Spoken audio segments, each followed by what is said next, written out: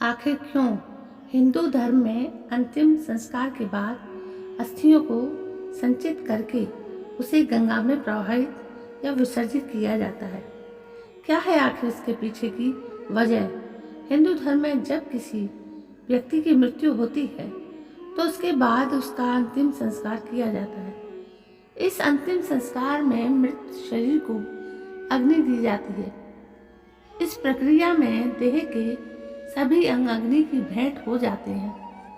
अवशेष के तौर पर हड्डियों के अवशेष ही बचते हैं। ये मिली जुली राख के तौर पर होते हैं। इन्हें ही अस्थियां कहा जाता है। अंतिम संस्कार में चिता की अग्निकर्म के बाद इन अस्थियों को बटोरकर किसी मिट्टी के पात्र में इकट्ठा कर लिया जाता है। आमतौर पर अगर अंतिम संस्कार गंगा के तट पर होता है तो अस्थियों को अंतिम संस्कार के बाद ही नदी के जल में प्रवाहित कर देते हैं। लेकिन अगर अंतिम संस्कार वहां नहीं होता तो इन अस्थियों को घर पर लाकर अस्थि कलश को घर के बाहर किसी पेड़ पर लटका दिया जाता है। हिंदू धर्म में मान्यता है कि मृत्यु के बाद दाह संस्कार हो जाने पर चिता की राख से इकट्ठा अस्थियों को गंगा नदी में प्रवाहित करने पर आत्मा को मुक्ति मिलती है। इसके बाद इसे 10 दिनों के भीतर ही अस्थियों का विसर्जन गंगा नदी या किसी पवित्र नदी में कर दिया जाना चाहिए। वैसे प्राचीन ग्रंथों में इसे गंगा नदी में करना सबसे बेहतर माना गया है। अब सबसे बड़ा सवाल ये खड़ा होता है कि अस्थि को गंगा नदी में क्यों विसर्जित किया जाता है? विशुद्ध तौर पे ये धर्म रीति रिवाज और हिंदू धर्म में बताए गए तौर तरीकों का विषय होता है। इसके बारे में गरुड़ पुराण में एक कथा का जिक्र है।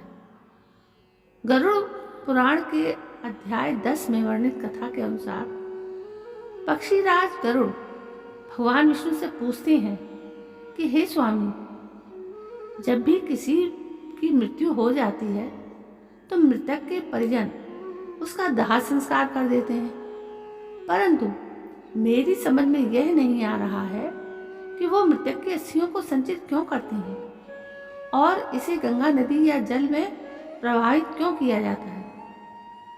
गरुड़ की बात सुनकर भगवान विष्णु कहते हैं, जब किसी व्यक्ति की मृत्यु हो जाती है, उसका दाह संस्कार कर दिया जाता है तो उसके परिवार वालों को चाहिए कि दाह संस्कार के चौथे दिन अस्थि संचन के लिए शमशान भूमि में स्नान करके पवित्र हो जाए।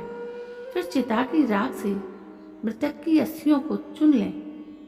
इन्हें गंगा जल में प्रवाहित होने के लिए पीछे से माना जाता है कि मृत्यु के 10 दिनों के भीतर अस्थियों को गंगा में विसर्जित करने पर मृतक की आत्मा शांत हो जाती है। गंगा उसके सारे पापों को नष्ट कर देती है। हिंदू धर्म में गंगा नदी को पवित्र नदी कहा गया है। मृत्यु के 10 दिनों के भीतर अस्थियों को गंगा में विसर्जित करके मृतक की आत्मा शांत हो जाती है और गंगा उसके सारे पापों को नष्ट कर देती है। तो दोस्तों, ये है मान्यता जो हिंदू धर्म की है और सभी धर्मों में अपने अपने ढंग से संस्कार किया जाता है, लेकिन हमारे यहाँ ये ज़रूरी माना जाता है और सभी लोग करते भी हैं और बहुत श्रद्धा के साथ करते हैं। तो दोस्तों, कैसी लगी आपको ये कहानी? यदि कहानी पसंद आई हो तो प्लीज़ मेरे चैनल को सब्सक्राइब करें। कल मैं फिर हाजिर होती हूँ। तब तक के लिए जय हिंद, वंदे मातरम।